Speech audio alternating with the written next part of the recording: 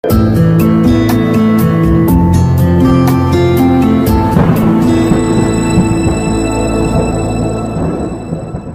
makapaniwala itong si Matthew na umabot sa hiwalayan ang kanilang pagsasama ni Rachel dahil lamang sa hindi agad nabili ng lalaki ang paboritong kwintas na matagal niyang gustong bilhin ni Rachel. Kaya naman pumasok sa isipan ng lalaki na pera-pera lamang ang habol nito sa kanya, hindi ang tunay na pag-ibig. Dahil sa kakapusan sa buhay, ito ngayon ang bumabagabag sa isipan ni Matthew kung paano siya balikan ng kanyang asawa. Bago tayo magpatuloy kaibigan, nais ko po muna ang pasalamat sa inyong walang sawang pagsuporta. Kung maaari po ay huwag kalimutang i-like at mag-subscribe.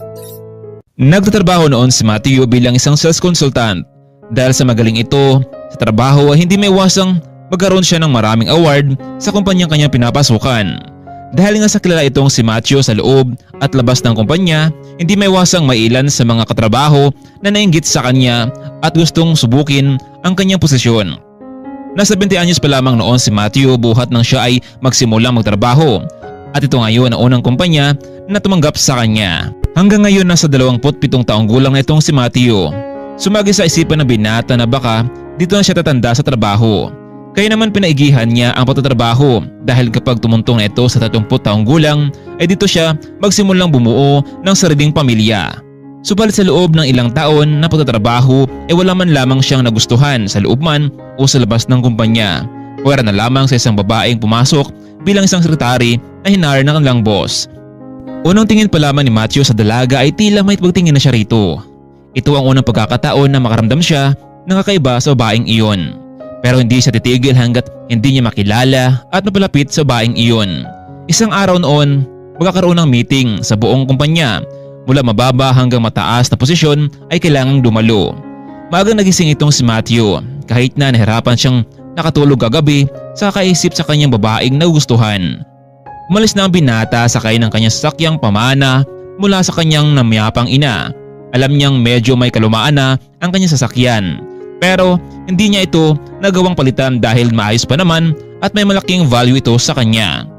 Minsan nga hindi may iwasang pagtawanan siya ng ilang mga empleyado dahil alam nilang malaki din naman ang sahod ng isang sales consultant.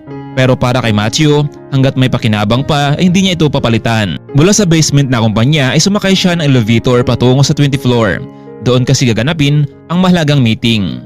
Pero sa first floor lamang ng gusali hindi niya naasahan na makasabay niya sa elevator ang dalagang hindi nagpapatulog sa kanya. At ang swerte niya dahil silang dalawa lamang sa mga oras na iyon. Good morning, miss. Hindi ba ikaw yung bagong sekretary ni Mr. Santillan? Oo, ako nga. Bakit naman? By the way, ang wala si Matthew Montenegro, isang sales consultant dito sa kumpanya. Hi, I'm Rachel Sandoval. Nice to meet you, sir. Yes, I heard something about you and sa wakas, nagkita rin tayo. Sir, matagal ka na ba dito sa kumpanya? Nako, Matthew na lang ang tawag mo sa akin. Sige, Matthew. Oo, ang totoo, 7 years na ako dito pero hanggang ngayon, wala pa rin pinagbago. Nako, Matthew, paano walang pinagbago? Samantalang balita ko nga isa ka sa naging dahilan kung bakit mataas ang sales ng kumpanya.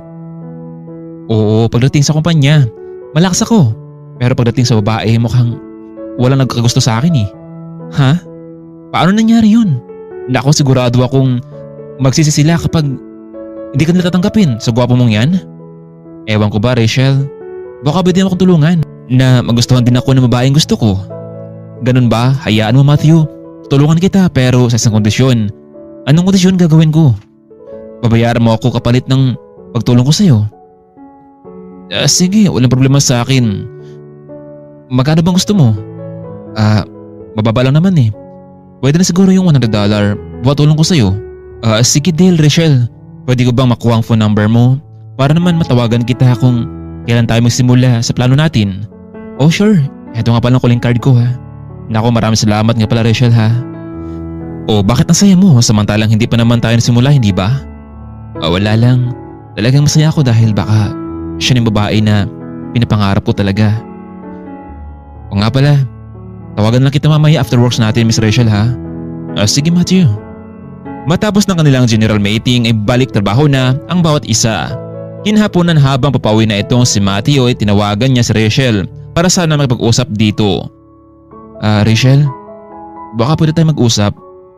May sabihin lang talaga ako sa iyo Malagang bagay. Tungkol saan naman? Saka na lang kapag nagkita na tayo. Noong hapon ding iyon, nagkita ang dalawa sa isang mamahaling restaurant. Elegante itong si Matthew, gustong makuha niya ang loob ni Rachel. Naku, bakit dito tayo sa mamahaling restaurant, Matthew? Pwede namang sa isang simpleng lugar lamang tayo magkikita. Ang totoo, Rachel, hindi na ako mapapaligoy-ligoy pa. Yung babaeng tinutukoy ko sa iyo, ikaw yun. Matthew, sigurado ka ba? Baka naman nabigla ka lang. Bago pa lamang tayo nagkilala, hindi ba? Oo, Rachel, pero kung bibigyan mo ako ng pagkakataon para lubusan kitang makilala, pwede naman, hindi ba? Gagawin ko ang lahat para sa iyo, Rachel. Ikaw, Matthew, basta ligawan mo muna ako. Talaga, Rachel? Ang ibig sabihin ba nito ay pumapayag ka na ligawan kita? Oo naman, total single ka naman at single din ako. Yes! Oo, Rachel, single ako. Akala ko pa naman, Matthew, hihingi ka sa akin ng tulong para naman sa babaeng gusto mong makasama at makilala. Ako pala yun. Sa hapon ding iyon, patuloy nilang kinilatis ang bawat isa at mukhang nahulog ng loob nila. Ilang araw pa ang lumipas, hindi na pinalampas pa ni Matthew ang pagkakataon. Niligawan niya itong si Rachel, wala namang naging pagtutol ang dalaga. Oo, Matthew, sinasagot na kita. Salamat, Rachel. Matapos sinagot ng dalaga ang binata, ibigyan nila ng pagkakataon ang bawat isa. Masyal, kumain sa labas, lahat ng magpapasaya sa kanilang relasyon. Hindi matumpasan ang sayang naramdaman ni Matthew sa mga panahong iyon. 3 buwan ang nakalipas. Matthew, anong sabihin mo sa akin? Mukhang kinakabahan naman ako dito ha. Rachel, ayaw ko nang patagalin pa ang lahat. Ayaw kong maagaw mo lang sa akin. Rachel, mahal kita. Will you marry me? Biglang may dinukot sa bulsa ang binata, isang maliit na pulang kahon na may lamang singsing. Sandali lang, Matthew. It's true? Baka naman nanaginip lamang ako. Rachel, para itong panaginip pero totoo ang lahat ng ito. Oo, Matthew. I will marry you. Talaga, Rachel? Yes, sa wakas. Biglang niyakap ng lalaki itong si Rachel dahil sa sobrang pananabik nito. Samantalang ang pagpropose naman ni Matthew ay kumalat sa buong department. Bagamat may ilan sa kanila, lalo na ang kanilang kaibigan, ay hindi sang-ayon sa desisyon ni Matthew, pero wala na silang magawa dahil hindi naman sila ang magsasama. Matapos nilang kumuha ng mga requirements para sa kasal, hindi na nga mapipigilan pa ang kanilang pag-iisang dibdib. Pinaghandaan ni Matthew ang lahat, lalo na ang magiging buhay nilang dalawa na magkasama. Alam niyo naman siguro, Mr. Matthew at Miss Rachel, ang salitang kasal at pagsasama sa isang bubong ay hindi katulad ng pagkain na kapag napanis na ito ay tatapon na lamang. Hindi ganoon ang pagkasama, pero hindi may iwasan na may mga pagsubok sa buhay kayong harapin. Pero huwag niyong hayaang lalamig ang inyong samahan at tuluyang mapanis. Sad naman ang nagkakasal sa kanila, yumuko na lamang ang dalawa. Matapos ng kanilang kasal, ginawa na nila ang mga bagay na para sa mag-asawa. Pinayagan naman sila ng kanilang department head na mag-leave ng ilang araw. Mahal na mahal ni Matthew ang kanyang asawa, kaya naman gagawin niya ang lahat para sa kanya. Buwan ang lumipas noon, nagkaroon ng isang mahalagang pupulong na kailangan nilang magbawas ng mga tauhan sa kumpanya. Masakit man pero kailangan nilang gawin ito dahil karamihan sa kanilang investors ay umalis na sa kumpanya. Kaya mas minabuti nilang magbawas muna ng ilang mga tauhan. Laking gulat ni Matthew dahil hindi niya inaasahan na mapabilang siya sa mga taong matatanggal sa listahan. Kaya naman kinausap niya ang kanilang department head kung bakit siya pa, samantalang isa naman siyang taong nakatulong sa kumpanya. Matthew, iyon ang desisyon ng itaas. Department head lamang ako at wala akong magawa dun. Pero Mr. Morris, alam niyo namang na matagal na ako dito, hindi ba? Isa pa, mahal ko rin ang trabaho ko. Matthew, gaya ng sinabi ko, hindi ko pwedeng pigilan ang boss natin sa kanyang desisyon. Mr. Morris, paano na ako ngayon? Paano kapag nalaman ng asawa ko na wala na akong trabaho sa kumpanyang ito? Siguro naman, maintindihan ka ni Rachel, Matthew. Kailangan mong maghanap ng ibang trabaho. Di ba? I'm really sorry Matthew, but maybe it could be your last day of work. Pwede mo na ring iligpit ang mga gamit mo. Makahanap ka rin ng trabaho. Kahit anong pagmamakaawa ni Matthew pero huli na ang lahat. Kaya naman tinawagan niya ang kanyang asawa pero hindi nito sinasagot ang tawag ni Matthew. Ano kaya ang mangyayari kapag nalaman ni Rachel na wala ng trabaho ang asawa?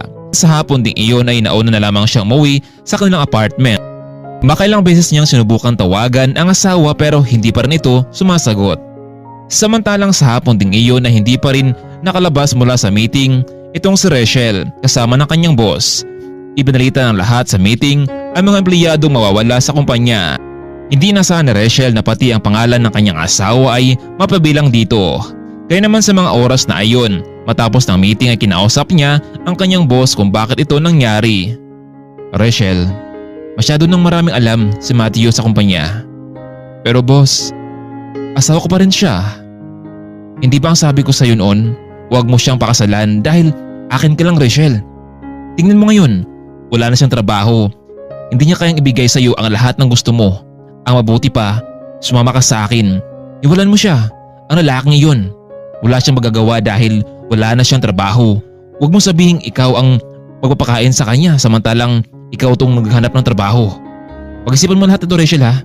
Hindi pa huli ang lahat. Iwalayan mo ang lalaking iyon. Lahat ng gusto mo ibibigay ko sa iyo. Ayaw mo nun, isa kang reyna. Hindi mo na kailangan pa magtrabaho. Bibigyan kita ng ilang linggo para pag-isipan yun. Sige na, ihatid na kita sa inyo. Panigurado akong hinahanap ka niya. Pumayag na lamang itong si Rachel na ihatid ng kanyang boss. Inamin ni Rachel na talagang sobrang yaman ng kanyang boss. Sasakyan pa lamang ay paniguradong mapawaw ka sa ganda nito. Samantalang ang sasakyan naman ng kanyang asawa ay pinag-iwanan na ng panahon. Nasa harapan sila ngayon ng apartment ni Matthew. Kaya naman bumaba na itong si Rachel. Pero bago ito tuluyang bumaba, nagsalita muli ang kanyang boss. Rachel, I'll give you a weeks para magdesisyon tungkol dito. Umalis na ang kanyang boss. Sabay pasok naman itong si Rachel sa apartment. Nakita niyang nasa sala nakaupo itong si Matthew. Marahil ay hinintay siya nitong dumating. Rachel, bakit ngayon ka lang samantalang kanina pa ako tumatawag sa iyo? Matthew, nagkaroon kasi ng overtime sa opisina. Hindi naman pwedeng sagutin ko ang tawag mo habang nasa meeting pa kami. Rachel, may kailangan kang malaman. Wala na ako sa kumpanya, tinanggal nila ako. Oo Matthew, balita na yan sa buong department. Paano na tayo? Hayaan mo Rachel, maghanap ako na bang trabaho. Sana lang Matthew, huwag mo sana kalimutan ang pangako mo sa akin noon na gagawin mong lahat sa akin. Siya nga pala, nung bago tayo kasal, may gusto akong bilhin sana na kwentas hindi ba? Gusto ko sana mabili yun. Rachel, hindi naman ako nakakalimot sa mga pangako ko sa iyo hindi ba? Pero hindi pa sa ngayon. Ang mabuti pa kumain na tayo. Nagluto pala ako ng paborito mong ulam. Matthew, alam mo, sobrang kuripot mo talaga. Sa loob ng halos 7 taon, wala ka man lamang naipon. Dagdag mo pa dito yung bulok mo sa sakyan. Oo, totoo nga sinabi nila, wala akong mapapala sa iyo dahil sarili mo lang ang inisip mo. Tapos na pala akong kumain sa labas. Kasama ko si Boss George. Ha? Kasama mo ang boss mong nagpatanggal sa akin sa trabaho? Matthew, magpasalamat mga tayo dahil isa lang sa atin ang tanggal. Paano na lang kung dalawa tayo? Panigurado nga ang aabutin natin. Samantalang halos nawala naman na pag-asa itong si Rodolfo na makita ang kanyang anak simula nung iniwan siya ng kanyang mag-ina dahil sa maling akala. Nahuli kasi itong si Rodolfo na may kasamang ibang babae sa kwarto kaya naman labis ang galit nito sa lalaki at hindi pinakinggan ang kanyang paliwanag. Dahil sa pangyayaring iyon, labis din ang galit ni Rodolfo sa babae kung sino ang nag-utos sa kanya na sirain ang relasyon ng kanilang pamilya. Dahil sa takot ay inamin ng babae na inutusan lamang ito ng kanyang stepsister. Hindi siya makapaniwala na ganon ang ugali ng kanyang kapatid na gagawin ng lahat makuha lang ang buong pamana nito mula sa kanilang pamilya. Ilang buwan na nakalipas, ginawa naman ni Matthew ang lahat para makahanap ng trabaho ngunit parang umiiwas sa kanya ang pagkakataon. Gustuhin man niyang pagsabihan ng asawa kung bakit lagi na lamang itong alanganing oras umuwi pero nahiya siya dahil si Rachel lamang sa ngayon ang bumubuhay sa kanya habang wala pa siyang trabaho. Matthew, pwede ba tayo mag-usap? Alam mo Matthew, hindi na ako natutuwa dito. Okay sana kung ako ang walang trabaho, nasa bahay lang at ikaw yung nagsumika para sa ating dalawa. Paano kung isang araw ay mag-anak ako? At ang ibig sabihin ba nito, ako pa ng lahat? Rachel, ginagawa ko naman ang lahat para muling magkaroon ng trabaho pero talagang mailap ang panahon. Matthew, siguro nga, ang mas mabuti natin gawin ngayon ay maghiwalay muna tayo. Marami ka ng pangako sa akin na napako. Rachel, huwag namang umabot sa ganito ang lahat. Matthew, ganito talaga ang mangyayari kapag wala kang maginawa. Lumipas ng ilang linggo, sa kasamaang palad ay hindi talaga nakahanap ng trabaho itong si Matthew. Kaya naman, hindi na pinatanggal pa ni Rachel ang mga araw na kapag-desisyon ng babae na tuluyan ng hiwalayan ang kanyang asawa. Pasensya ka na Matthew pero sa tingin ko talaga hanggang dito na lang tayo. Wala na patutunguhan to. Maybe in the near future, makahanap ka rin tamang babae na para sa'yo. Parang gumuho ang buhay ni Matthew. Walang trabaho, iniwan pa rin ang kanyang asawa, hindi niya alam kung saan siya ngayon. Dahil sobrang stress, umalis muna ito sa kanyang apartment at gustong pahangin sakay ng kanyang lumang sasakyan. Hindi niya kasi tanggap ang nangyari sa kanilang mag-asawa. Samantalang tinawagan naman ni Rachel si Mr. George para ipaalam dito na hiwalay na sila. Labis naman ang sayang naramdaman ng lalaki dahil tinupad ni Rachel ang kanilang napag-usapan. Sige Rachel, let's celebrate. Ipapasundo kita ng driver ko at hindi ka magsisisi sa naging desisyon mo. Sige George, maghintay ako dito. Habang kasalukuyang nasa biyahe itong si Matthew, hindi niya alam kung gaano ba kabilis ang kanyang sasakyang minamaniho. Kaya naman hindi niya namalaya na patungo na pala sa poste ang kanyang direksyon. At sa isang iglap, tuloy na ngang sumalpok ang sasakyan sa poste. Samantalang sa gabi ding iyon, kasalukuyang pauwi na sa mansyon itong si Rodolfo. Kitang-kita niya sa kanyang mga mata ang pagsalpok ng isang sasakyan sa poste matapos nito mag-overtake sa kanila. Ngunit isa ngayon sa pinagtaka ng Don kung bakit ang sasakyang nasa kanyang harapan ngayon ay tila ang sasakyang ginamit ng kanyang asawa noon kasama ng kanyang anak na matagal nilang hinahanap. Arturo, ihinto mo ang sasakyan, madali ka. Tingnan mo kung buhay pa ba ang tao na sa loob. Sige po Don Rodolfo. Kinakabahan itong si Rodolfo, baka nasa loob ang kanyang mag-ina at kung mangyari man iyon ay sana buhay pa ang mga ito. Arturo, anong balita? Sir, kailangan po natin tumawag ng ambulansya. Hello? Pwede bang magpadala kayo dito ng sasakyan? Dito sa may 5th Avenue. Madali kayo. Buhay ng tao ang nakasalalay dito. Yes sir, alis na kami. Dito na kaya tuloy ang magkikita ang mag-ama. Ano kaya ang mangyari kay Matthew sa loob ng lumang sasakyan? Ito ngayon ang dahilan para makita ni Mr. Rodolfo ang sasakyang matagal niyang hinahanap. Agad sinakay sa ambulansya ang binata. Samantalang kasunod naman itong si Rodolfo. Niyang malaman ang totoong katauhan ng binatang naaksidente. Dok, kumusta po ang kalagayan ng binata? Mister, kayo ba ang kanyang ama? Hindi po Dok. Nakita lang namin siya kanina kaya agad namin siyang tinulungan. Mister, ang totoo, kailangan natin siyang masalin ng dugo. Gusto namin makausap ang kanyang pamilya tungkol dito. Pero mukhang wala na siyang ibang kamag-anak. Siya nga pala si Matthew Montenegro. Nakita namin sa kanyang driver's license. Dok, kahit wala siyang pamilya, ituloy niyo pa rin ang pagsalin sa kanyang dugo. Ako nang bahala sa lahat ng gastusin. Nagkaroon tuloy na agam-agam itong si Rodolfo. Una, ang sasakyang ginamit ng kanyang mag-ina noon. Ikalawa, Montenegro ito ang apelyido ng kanyang mahal na asawa noon. Sumagi pa sa isipan ni Rodolfo na baka siya ang anak nitong matagal niyang hinahanap. Samantalang nagkaroon naman ng kasiyahan sa bahay ni George dahil sa nakuha niya ang gustuhang maangkin itong si Rachel. At mapalis si Matthew sa kumpanya. Lahat ng kanyang gusto ay nakukuha sa pamagitan ng pera. Rachel, dumito ka na lang sa bahay. Okay naman, mamasyal ka.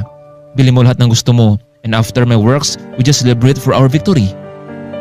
Binigyan ni George ng pera itong si Rachel sa lahat ng luho na gusto nito. Ganito ang gustong buhay ni Rachel, hindi katulad noon na kasama pa nito si Matthew. Naisip ng babae na mali ang kanyang naging desisyon noon na magpakasal kay Matthew dahil wala namang nagbago sa kanyang pagkatao. Samantala ngayon, heto, napaligiran siya ng maraming pera. Marahil ito na nga ang masayang araw sa buhay ni George dahil nasa kanya na ang lahat. Kumpanya, babae, lahat ng bagay kaya niyang gawin at wala nang makadlang pa sa kanya. Isang araw noon tumawag mula sa ibang bansa ang kanyang uncle na uwi ito para magbakasyon. Sumang-ayon naman itong si George para muling makasama ang matagal nilang tiyuhin at gusto niyang ipakita dito na kaya niyang i-manage ang kumpanya. Hindi alam ni George kung anong araw darating ang kanyang tiyuhin pero lagi naman siya nakahanda sa pagdating nito. Samantalang matapos namang salinan ng dugo itong si Matthew, sa wakas ay nagising na rin ito. Nasa harapan niya ngayon ang isang matandang lalaki. Hindi niya kilala kung sino ito. Sino po kayo? Iho, mabuti naman at nagising ka na matapos na bangga sa sasakyan mo sa poste. Mabuti na lang at katulad tayo ng dugo. Maraming salamat po sa pagtulong niyo sa akin. Dapat hinayaan niyo lamang ako, tutal naman wala na nagmamahal sa akin. Wala na ang mga magulang ko, pati ba naman ang isa kong asawa, iniwan ako. Matthew Montenegro, right? Sinabi mo kanina na wala na ang mga magulang mo, hindi ba? Itatanong ko lang sana sa iyo kung kaninong lumang sasakyan ang ginamit mo kanina. Kilala mo ba ang may-ari noon? Yung sasakyang na yun? Ang sabi ng nanay ko, edad ko yun. Ito na lamang ang kaisa-isa kong pinamana sa akin ng nanay ko. Bakit sir? Alam mo Matthew, noong kabataan ko, meron akong ganyan sasakyan. Binigay ko sa aking asawa, siguro nasa 20 years old na rin siya ngayon, yung aming anak. Ganun po ba? Sana po sila ngayon. Matthew, ang tinutukoy kong sasakyan, yan mismong minamaneho mo. Marahil ikaw ang anak ko. Si Matthew Montemayor. Nasaan ang mami mo? Gusto ko siya makausap. Marami akong dapat ipalawanag sa kanya dahil mali ang iniisip niya noon. Ang ibig sabihin ba nito, kayo ang tatay ko, mister? Paano nangyari to? Matagal ko na kang hinahanap, Matthew. Pero wala talagang balak mapakita sa akin ng nanay mo. Wala na si nanay. Simula noong nagtapos ako ng pag-aaral, iniwan niya rin ako dahil sa isang lubhang karamdaman. Nagsumikap siya para kapag-aral ako.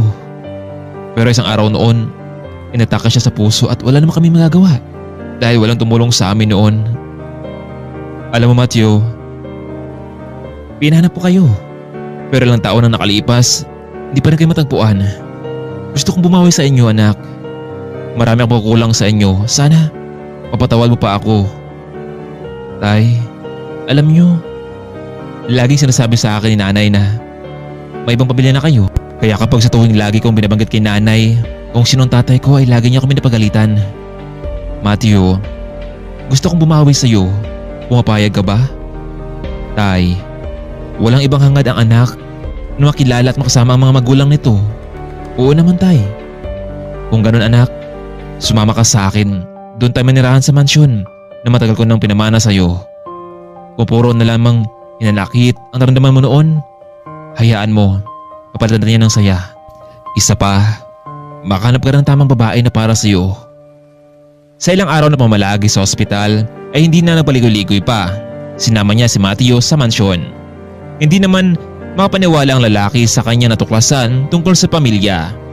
Simula sa araw na iyon, ang dating inapi, ang dating iniwan ng asawa ay bigla na lamang nagbago. Hello uncle? Narito ka na ba sa bansa? Oo George, nandito na ako. Bukas dadalaw ako sa kumpanya. Sige uncle, walang problema sa akin. Inagandaan ni George ang pagdating ng kanyang atyuhin. Sinisigurado niyang walang malaman ito, lalo na ang pag-alis ng ilang mga investor sa kumpanya. Kinabukasan dumating na nga ang kanyang tiyuhin. Sa kanyang opisina ay nag-usap sila kasama ng isang magandang babae. Uncle, ito nga pala ang girlfriend ko, si Rachel. Uncle, since na nandito na kayo ngayon, napunta ko rin naman dito ang girlfriend ko para naman magkakilala kayo. Nakagulat naman ito George, hindi mo naman sinabi sa akin na may girlfriend ka na pala. Alam mo bagay kayong dalawa. Salamat naman na uncle.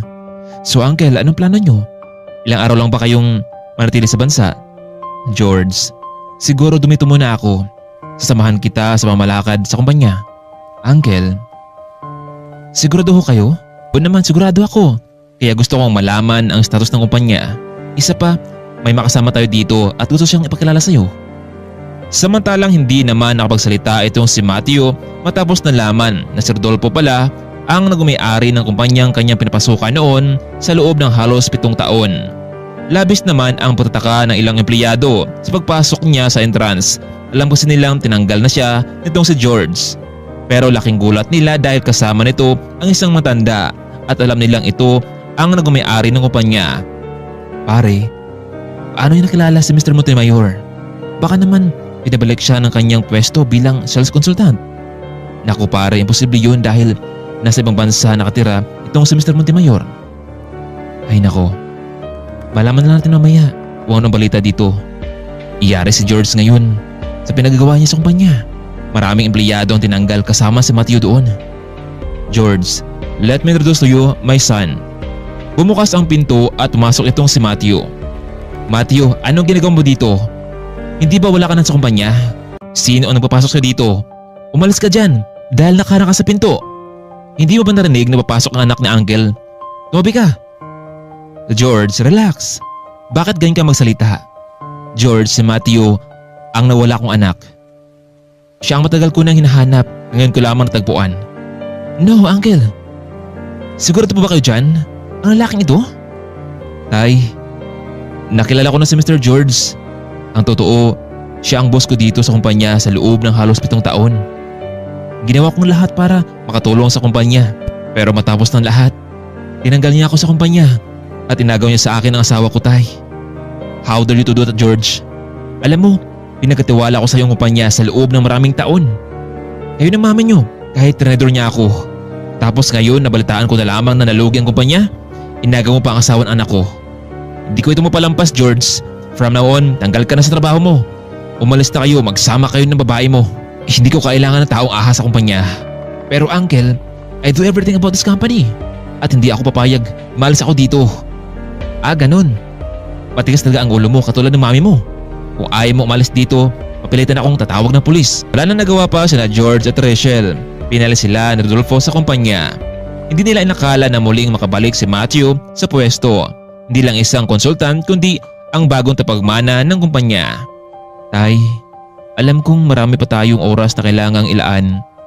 Pero nakasigurado po ba kayo na ibibigay niyo sa akin ang tagapamahala dito? Yes, Matthew. It's all yours. Alam mo, hindi pa ito ang sapat. Mahigit 20 years kang walang ikilalang ama. Kaya babawi ako sa iyo sa mga pagkukulang ko sa iyo. Dahil sa bagong pamamalakad, bagong management, hindi inasahan ni Rodolfo na makasurvive ang kumpanya. Samantalang laking pagsisisi naman ni Rachel dahil hindi siya makapaniwala na humantong sa ganito ang lahat. Gusto niyang bumalik sa piling ni Matthew subalit alam ng lalaki na pera lamang ang habol nito sa kanya. Kaya naman simula sa araw na iyon, wala ng Rachel at George ang nakapasok sa kumpanya. Simula noon kahit wala na ang kanyang ina pero meron pala siyang ama na nagmamahal sa kanya at labis niya itong pinapasalamatan. Kaya ngayon bilang bagong CEO ng kumpanya, gagawin niya ang lahat lalo na ang pagiging isang anak. Minsan sa buhay, yung parang wala ka nang magagawa dahil lubog na lubog ka na. Pero hindi mo pala inaasahan na may mga magandang buhay pa pala ang darating sa iyo. Mga kaibigan, maraming salamat po sa walang sawang pagsuporta ninyo sa aking munting channel. Sana po ay lagi tayong mag-iingat sa amang sulok ng mundo. Maraming salamat.